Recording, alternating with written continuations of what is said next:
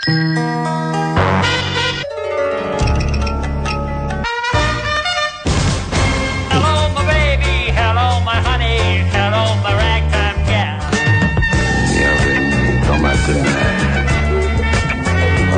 ici de votre plaie et laissez-y un peu la joie que vous y apportez. I've always lived by this golden rule. Whatever happens, don't blow your cool. You gotta have nerve and steel. Never show folks what you honestly feel. I live my whole life this way. For example, take yesterday. I breezed home happy, bringing her my pay.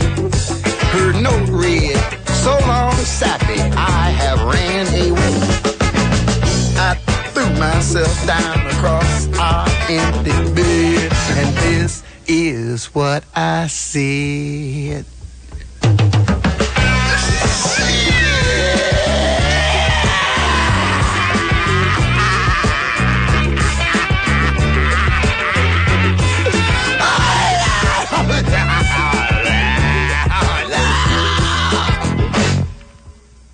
But I was cool.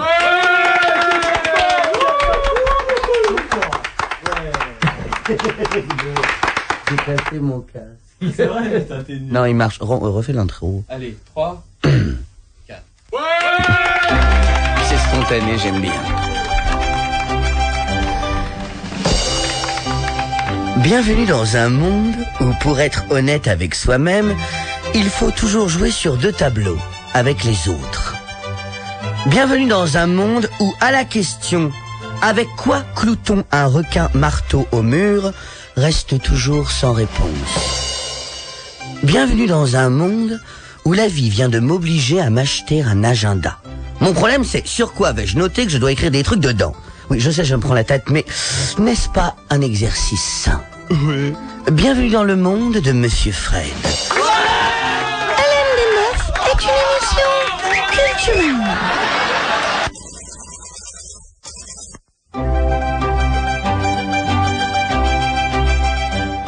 Hier soir, dans un bar, au hasard, pas très tard, bon si d'accord, très tard, me voilà en plein exercice de style, tentant d'expliquer à mon interlocutrice pourquoi aucun astronaute n'a pensé à faire le poirier lorsqu'il était sur la Lune.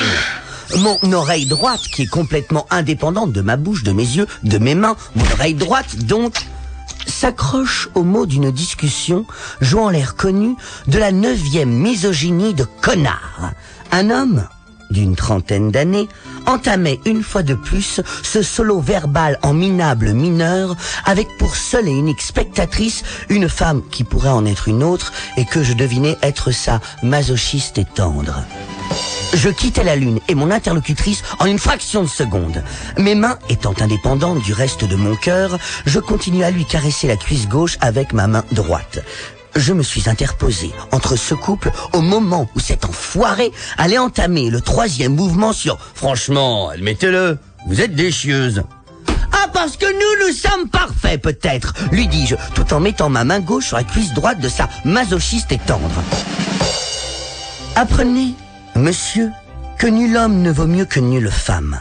Car la nullité est le propre de tout être vivant.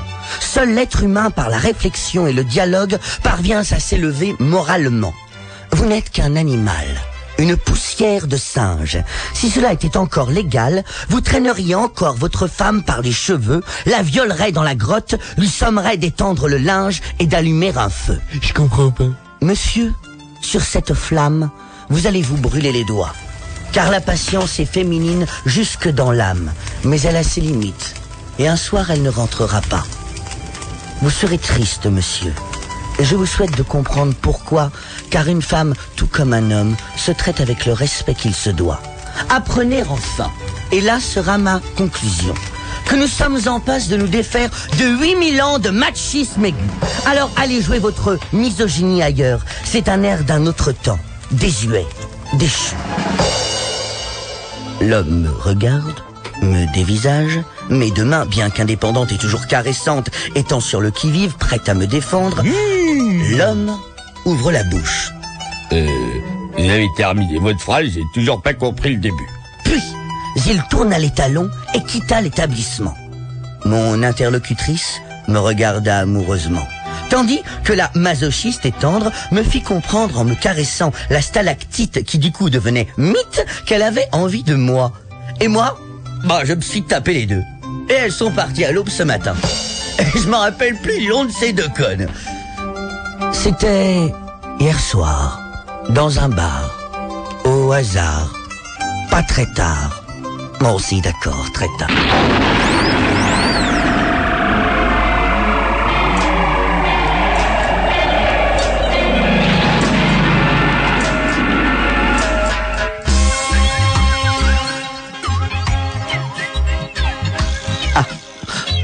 Tu dors pas, pardon. Je voulais pas te réveiller. Hein? Oui, t'as raison, si tu dors pas, je peux pas te réveiller. Oui. Non. Enfin, quoi qu'il arrive, je m'excuse. Hein. Je m'excuse. De quoi je m'excuse? Mais de tout? Enfin, de rien? Enfin, pourquoi tu me regardes comme ça? D'où je viens? Attends. Je rentre du bureau. B-U-R-O, du bureau de... Attends. Non, mais t'as pas eu mon message? Je t'ai laissé un message pour te prévenir? Non? Tu l'as pas eu? Je me suis trompé de numéro, mais ça me paraît impossible vu que je l'ai en mémoire. Enfin, sur mon portable. T'as passé une bonne journée, toi? Donc, je te préviens, je n'aime pas du tout comment tu me regardes. Je te jure que j'étais pas au bureau, que j'étais au bureau seul, enfin, tout seul. Non, avec mes collègues. J'étais avec Bartholomé et Grégoire. Ah, mais tu peux les appeler? Ils te diront exactement la même chose. Alors, de quoi tu m'accuses? Hein? Alors, quoi mais je sais que tu ne dis rien. Mais je le sais que tu n'as rien dit. Tu vas commenter. Je vais dire un truc, tu es parano. Parfaitement. Alors tu te calmes, ok? Merde! Je prends une douche et je viens me coucher. Oh putain, j'ai quand même un qui sent cette imprimante. Oui, parce qu'au bureau, on a eu un problème d'imprimante et c'est pour ça que je suis en retard. Et tu peux appeler Bartholomé et Grégoire, puisqu'ils vont te le confirmer. Il n'y a aucun problème. Seulement, tu me mets pas savant pour que je les prévienne de cette variante dans l'histoire de ma chérie. J'aimerais que tu cesses ce regard plus que suspicieux. Qu'est-ce que tu as? Vas-y, t'en crèves d'envie, vas-y. Tu crois que je te trompe, c'est ça? Réponds! Mais, franchement, où est-ce que tu vas chercher des trucs pareils? Pardon? Non mais, je sais que tu ne dis rien, toi. C'est moi qui fais les questions et les réponses, comme d'habitude.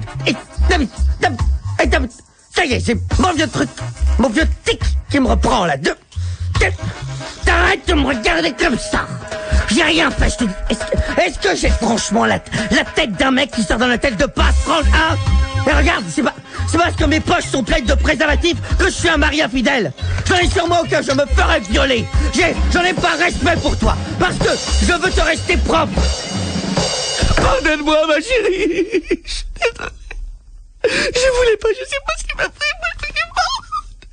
Dis-moi que tu pardonnes, c'est la dernière fois que je te fais ça ce mois-ci, je te le jure, je t'aime. Qu'est-ce que tu veux? Je sais pas mentir, moi. Puis tu me connais tellement bien, je suis incapable de mentir, je suis incapable de tout, je suis qu'une merde. Bon, ça y est, t'es calmé, ça va mieux? J'aime pas quand tu t'énerves comme ça, hein. Tu me fais peur. Bon, je vais me laver. C'est le problème avec les travelots, ça sent fort. Et alors, tu vois, la Tex, je comprends toujours pas pourquoi Kubrick n'a pas voulu de mon scénario pour Eyes Wide Shut. Bon, c'est fou, ça.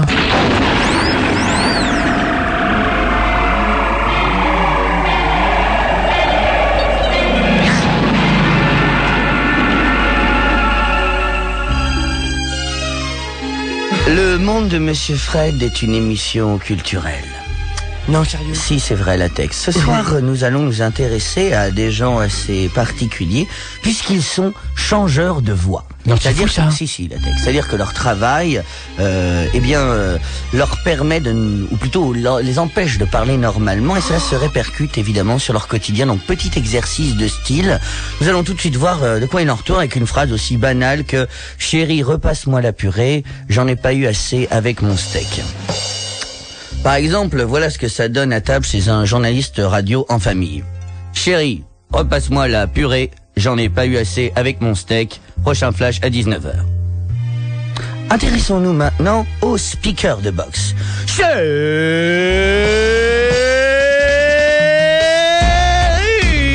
passe-moi la purée. J'en ai pas eu assez avec mon steak. Nous plaignons cette famille. Un type qui est très drôle, c'est le liseur de bande-annonces de films américains. Stallone, in his best motion picture, Sherry, repasse-moi la purée. The true story of a man who n'en avait pas assez avec son steak. Attardons-nous, si vous le voulez bien, sur le cas dramatique du commentateur sportif. Chérie, qui repasse à moi la purée, qui centre pour j'en ai pas, qui décale pour UAC avec mon steak. Il y a beaucoup de femmes dépressives chez les commentateurs sportifs. Enchaînons avec une race à part, les McDonaldiens. Gendarme, chérie, vous désirez me repasser la purée avec ou sans frites? Vous reprendrez un dessert? Parce que j'en ai pas eu assez avec mon steak, sur place ou emporté? Déconcertant, n'est-ce pas? En ce cas, que dire, que penser des guides de musée? Chérie, à la droite de cette magnifique salière créée par Habitat en 1988, tu dois pouvoir admirer un plat en terre cuite d'origine socialienne rempli de purée. Je vous invite à me le repasser parce que j'en ai pas eu assez avec ce steak de bœuf charal qui a été mis sous cellophane le 12 septembre 1998 dans les Alpes-Maritimes. N'oubliez pas le guide, merci. Je comprends pas. Ce n'est pas grave, je ne vous parle pas du dresseur pour chien. Chérie, oh chérie, tu vas me repasser la purée? Oh, oui, qui c'est qu'on n'a pas eu assez avec son steak? Hein? Qui c'est? Allez, va chercher! Je ne peux passer sous silence le doubleur de films porno devant ses enfants. Oh chérie. Oh oui. Oh, passe-moi la purée, ouais. Oh putain, ce petite cochonne. Tu sais quand j'en ai pas eu assez avec mon steak, hein? Oh oui. Sébastien, mets pas tes coudes sur la table quand tu manges. Nous terminerons ce dossier sur une note de gaieté avec Laetitia Hallyday. Mon mari? Mais ouais, c'est toi? Tu peux me repasser le truc jaune mou et chaud qui est dans la priche chaud creux dans lequel on met le manger, please. Je n'ai pas le steak. C'est ça que je devais dire? Voilà. FD Boeuf vous donne rendez-vous la semaine prochaine. Non, demain. Nous vous remercions de votre attention. Tu mets pas trop de purée avec ton steak, merci la Texas.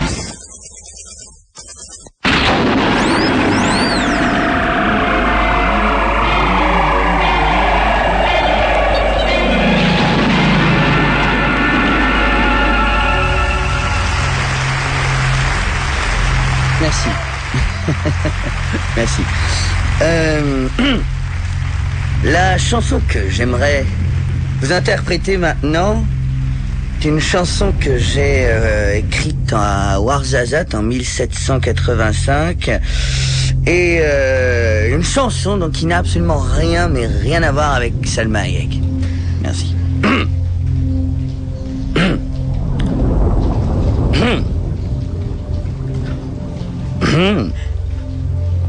Merde. Excusez-nous les petits problèmes techniques. Ah oui, voilà.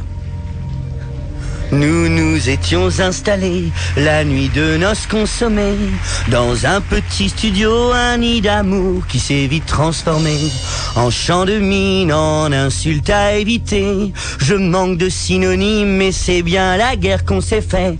Acceptes-tu d'être ma femme, toi bien sûr? Tu me dis oui, c'est à deux que l'on se donne ou que l'on s'unit pour la vie. Nous avions la fleur aux dents, on n'y a pas réfléchi deux fois. Et voilà comme comment on divorce en 6 mois. Tout commença normalement, je rentrais, j'étais souriant. Toi tu étais heureuse, nos nuits fiévreuses en témoignent maintenant. Puis si doucement, sans que je puisse le remarquer, j'ai remplacé les je t'aime par t'as pas vu ma chemise te plaît. Acceptes-tu d'être ma femme? Toi bien sûr, tu m'as dit oui. C'est à deux que l'on se donne, que l'on s'unit pour la vie. Nous avions la fleur aux dents, on n'y a pas réfléchi 2 fois. Et voilà comment on divorce en 6 mois. Comme je rentrais de plus en plus tard, t'étais plus seul dans le plumard. On avait que 22 ans, est-ce qu'on ferait la même chose maintenant? Si notre enfant, bien que je suis pas sûr que ce soit le mien, t'acceptes de me le prêter, je passerai le prendre le week-end prochain. Acceptes-tu d'être ma femme? Et toi bien sûr, tu me dis oui. C'est à deux que l'on se donne ou que l'on s'unit pour la vie. Pardonne-moi pour la pension, mais moi je ne touche que les RMI. Le problème c'est qu'on est 3 dessus aujourd'hui. La la la la la la la la la la la la la la la la la la.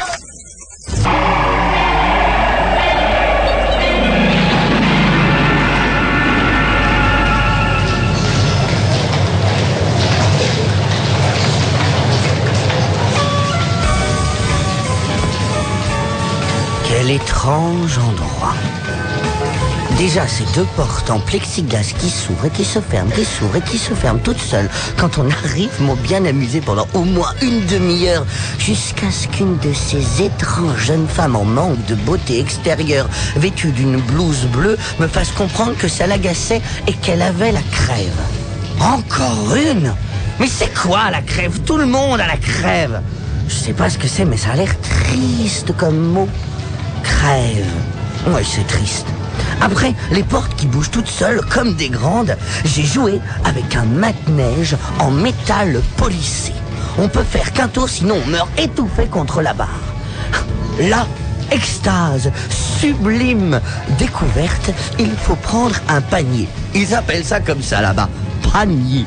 C'est rigolo, j'ai un panier. Je me balade avec un panier. Je suis au supermarché avec mon panier. Excellent, j'adore cette expérience dans le réel. Visiblement, au moment où je vous parle, je suis entouré de fromages qui, sous diverses formes, sont rangés par taille et par prix avec des étiquettes dans des étagères éclairées comme des parkings. Quelle idée! Il fait froid en plus, mais ils sont fous les gens de rester ici. Oh là là, plus jamais je ne mangerai de fromage sous cellophane, c'est décidé. Oh, je suis dans un nouvel endroit. Plus chaud. Il y a même une musique étrange. On dirait du Pascal Obispo. C'est ça. Au supermarché, on écoute Pascal Obispo. Fascinant. Il faut absolument que je note ça dans mon rapport pour le docteur. Je suis entouré de gâteaux. Oh, c'est l'endroit du monde où il y a le plus de paquets de gâteaux que j'ai jamais vu de ma vie. Des granolades, des Pims, des Mikado, du cake. J'adore le cake, c'est bon le cake. Non, franchement, c'est du cake quand même, non? Oh, viens là, magnifique petit cake. C'est décidé, tu m'appartiendras à jamais. Et je tends mon bras vers lui. Je me suis servi de mes 5 doigts pour le saisir. Puis je l'ai mis dans mon panier bicolore en plastique véritable. Le mien était orange et noir. Très 70s revival, hip tendance fashion quoi. Et le cake, jusqu'ici immobile, se baladait désormais avec moi dans le supermarché dans mon panier. Nous suivions la route de briques multicolores en chantant et les gens nous regardaient. J'ai offert plein d'amis à mon cake. Du lambrusco secco, de la mâche, du spaghetto pour aller avec la mâche, du dop. Oh, je ne sais pas ce que c'est, mais cette boîte est fabuleuse. On dirait un carré en plastique, j'espère qu'il ne sert à rien. Il est tellement beau comme ça. Je vais le mettre sur mon bureau, juste à côté de la photo de mon bureau, parce que j'adore mon bureau. On demande Gaël à la caisse numéro 3. On demande Gaël à la caisse numéro 3. Je vous jure, j'ai entendu ça. On demande Gaël à la caisse numéro 3. Comme si la voix venait des murs. Je suis allé à la caisse numéro 3, pensez bien. Et là, sur qui je tombe nez à nez, bec à bec plutôt, les mêmes poules en blouse qui tout à l'heure m'empêchaient de jouer avec la porte magique, mettent de face. Et alors là, croyez-moi, c'est pire. Je leur ai dit que j'étais Gaël pour voir. Et alors elles ont voulu me faire croire qu'il y avait un problème avec cette machine qui fait quand tu mets le rectangle bleu qui donne de l'argent magique. Oh, j'aurais finalement dit que c'était pas moi, Gaël, ça dépassait de loin mes compétences, et je suis reparti à cloche-pied avec mon cake et mon panier. Oh, et devinez quoi? On ne trouve pas des bouteilles de Jack Daniels que dans les bars ou dans les boîtes. Il y en a aussi au supermarché. C'est une découverte à noter d'une pierre blanche sous la croix avant les bœufs, non? J'en ai acheté 15 d'un coup. Mon cake me regardait droit dans les yeux. Alors, je lui ai chanté à l'oreille. Acceptes-tu d'être ma femme, toi bien sûr? Tu me dis oui, c'est à deux que l'on se donne, que l'on s'unit pour la vie. Oh, faut que j'arrête de me faire des cakes.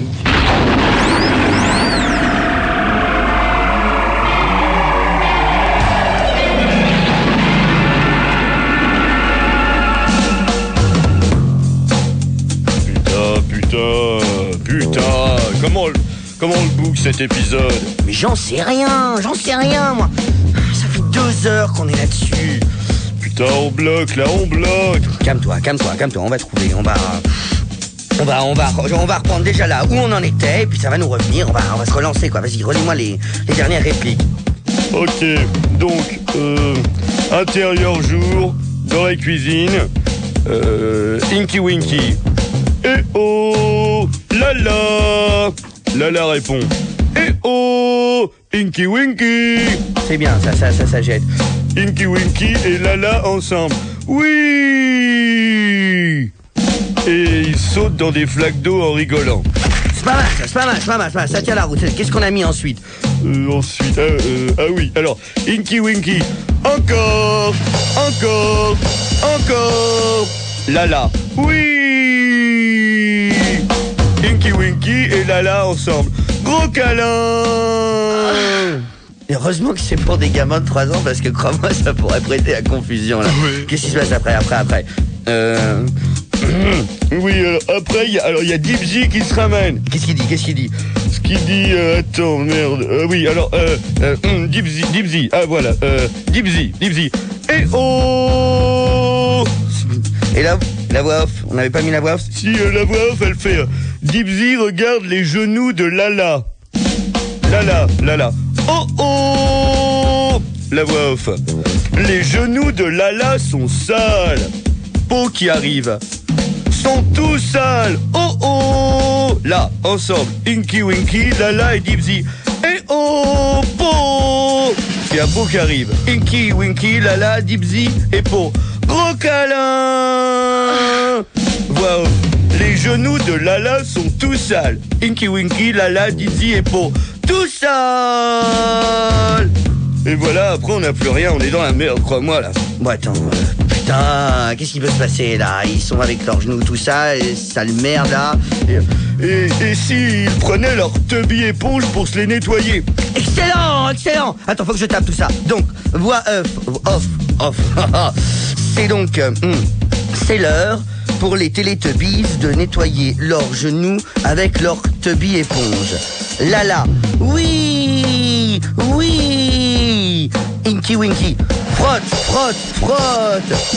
Po, oui. Tubby éponge. Et ensemble, Inky Winky, Lala, Dipsy et Po, oui. Tubby éponge. Et Pommes, parce que je sauvegarde ce chef-d'œuvre, serait trop bon de perdre ça là. C'est de la balle, man. Bon, ok, je veux bien, mais on n'a toujours pas fait avancer le schmilblick, là. Ça nous dit pas comment est-ce qu'on book cet épisode à la con. On n'a qu'à terminer en chanson, en faisant un truc à la Mort-Moelle 2 sur le chapeau de Dipsy. Une chanson, t'es sûr? Ouais, attends, ça donnera à peu près quelque chose comme ça. Et Dipsy, tout aussitôt, coiffé de son beau chapeau, va nous chanter sa chanson. Le chapeau de Dipsy.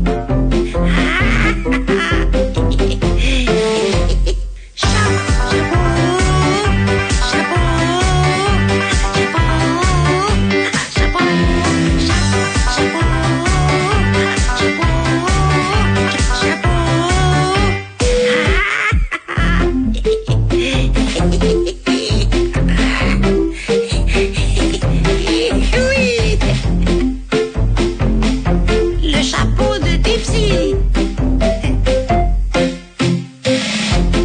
chapeau de Dipsy, c'est un bien beau chapeau.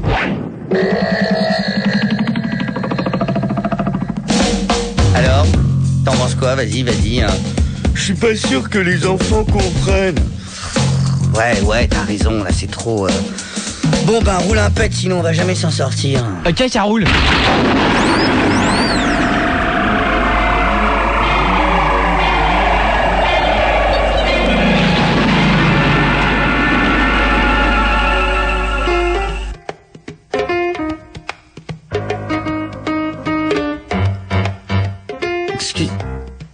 Excusez-moi, est-ce que Marc Dorcel est là? Il n'est pas au rendez-vous. Bon, je vais lui parler, merci. Marc? Salut, tu vas bien? Ouais. Je peux m'entretenir avec toi quelques instants, s'il te plaît? Merci. Oui, je préférais dans ton bureau. Voilà Marc. J'en peux plus. Je suis à bout. J'ai la tête vide, tu vois. Je suis vide comme Rocco après 15 jours de tournage, tu vois. J'ai plus d'idées, Marc. Je crois que j'ai perdu le feeling. J'ai plus le magic touch. Quand on a commencé il y a 20 ans, j'avais des idées plein la tête, mais là, oui, je sais ce que tu vas me dire, Marc. Qu'on est au top niveau, qu'on est devenu une référence incontournable dans le milieu du X moderne, mais Marc, il y a plus de 600 cassettes qui sortent chaque mois, sans compter les vidéos amateurs. Alors moi, des titres, j'en ai plus, tu comprends? Ça fait 20 ans que je trouve des titres pour tes films porno, je crois que j'ai fait le tour de la question, tu crois pas? Mais si, je me souviens très bien de Jolies Petites Garces. C'est même le premier titre que je t'ai trouvé. Ne joue pas sur la fibre nostalgique, Marc, je t'en prie, ne sois pas cruel. C'est juste que je crois que j'ai plus la foi, tu comprends? Bon sang, regarde ce que je t'ai pondu récemment, la vengeance de Gina, passion de guerre, hôtel hardcore, c'est nul. Je suis plus capable de trouver les putes de l'autoroute, les nichons des bonnies, Alice au pays des phallus et ton cul que je marque un but.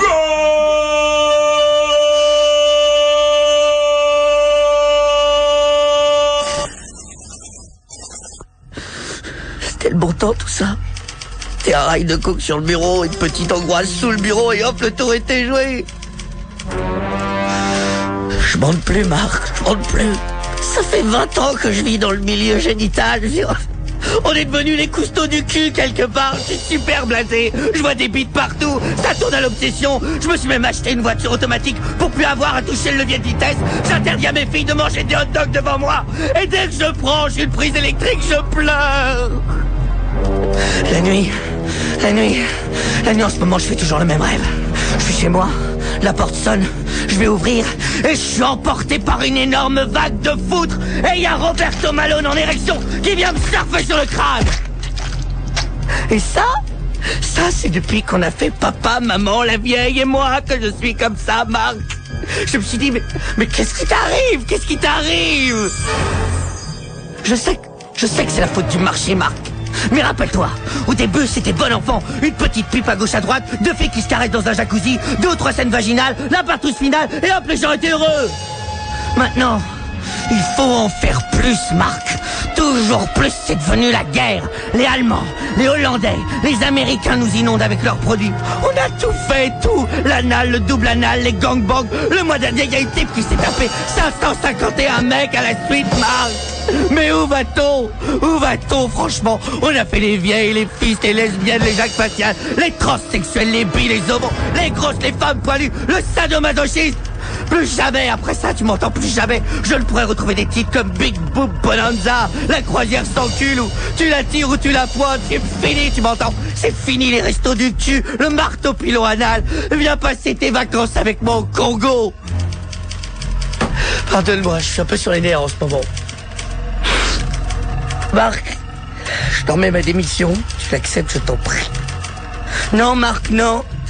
Je ne veux pas venir avec toi sur le prochain film de Laure Sinclair. Je n'en peux plus de Laure Sinclair. Ça fait 32 titres que j'en ai ras le slip de Laure Sinclair. L'héritage de l'or, la passion de l'or, la ruée vers l'or, pour tout l'or du monde. Viens y jouir dans l'or.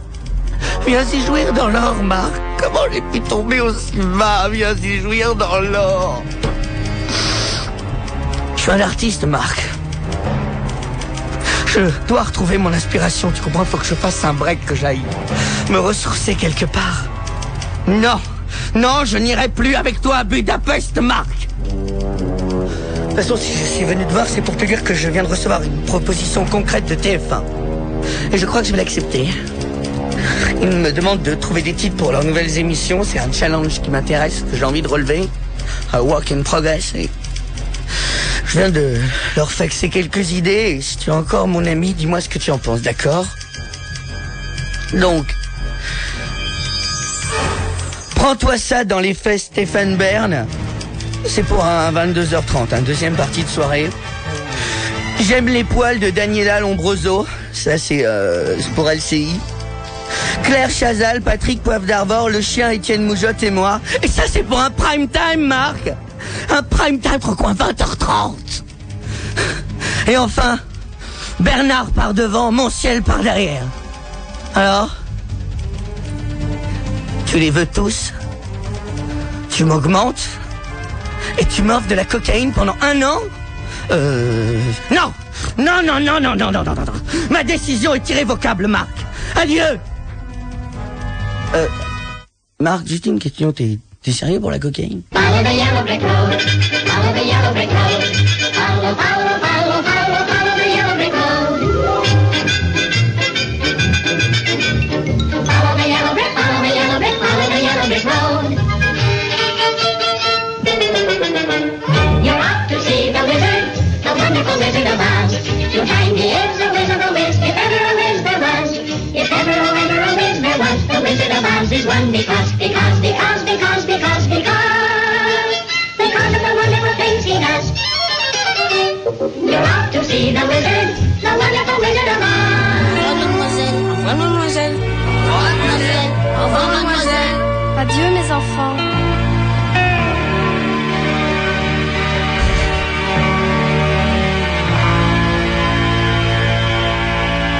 Rassieds-toi.